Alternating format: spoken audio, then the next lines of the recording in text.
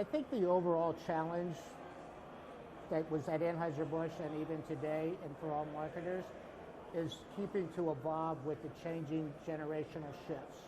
What's the behavior? What are the choices?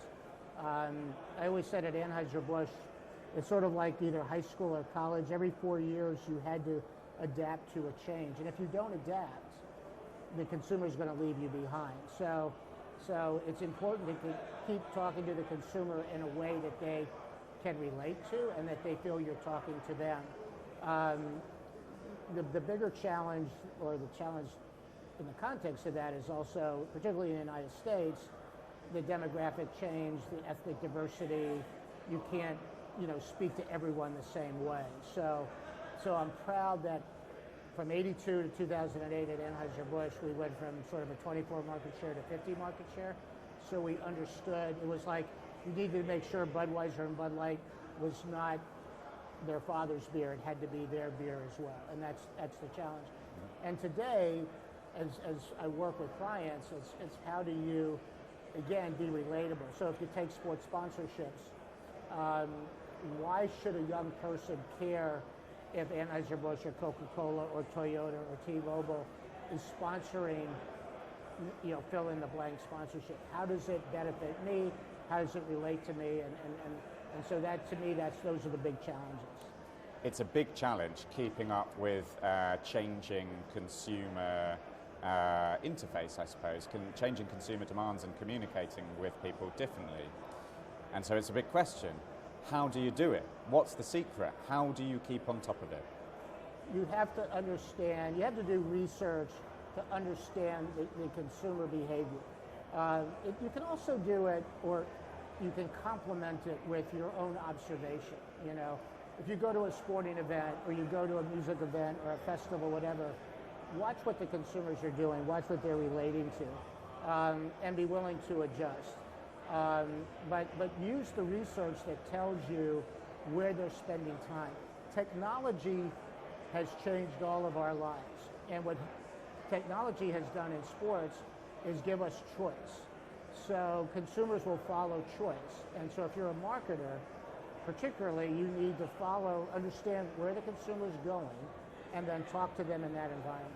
Mm-hmm. You talked about, over your time at Anheuser-Busch, growing Budweiser and Bud Light's market share to 50% from 24, 25%? 24 to 50, yeah. Right, which is a huge leap and an immense success, so congratulations.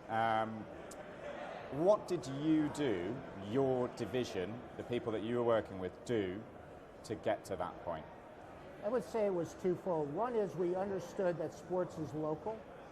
So we sponsored, at one time, 90% of every professional team in this country, in the U.S. We also understood that big, in some cases, is great.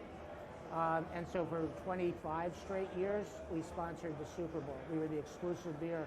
And we actually, again, as marketers, we didn't wait for a broadcast network to say, hey, do you want to be the only beer in the Super Bowl? We went to them in alliance with a creative campaign. We sort of created Bud Bowl, which is Budweiser bottles and cans fighting Bud and Bud Light cans. So we created a campaign that also could go to retail and get the wholesaler excited, and then bought 5 minutes a time. And a lot of people would say, okay, in those early days, maybe 10, 30-second commercials was $7.5 million. It became, $50 million. But you were still bigger than life. You were reaching 50% of your consumer base. So you balanced big, sort of big, loud, we're the leader, with local grassroots marketing, and sort of put them together. What was the biggest mistake you made along that journey? Probably the biggest mistake is always never underestimate your competition. One example is the one sponsorship we didn't get, and the company today still doesn't have, is the Dallas Cowboys, America's team.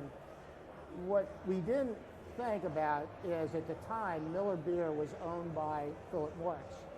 And what Philip Morris did is go to Jerry Jones and say, well, we have cigarettes, we also own craft General Foods at the time, and we had beer. And so they did a collective thing. Now, what did we learn from that? Because we always make sure every negotiation after with anybody is we're talking about the beer category, right? So it was a lesson learned that we missed the fact that a big corporation, a conglomerate, if you will, leveraged all their assets, which, as I talk about it now, seems obvious. Wasn't obvious at the time. So we lost that opportunity. Final question, what did you learn over your years at AnheuserBusch that has changed the way that you do things today?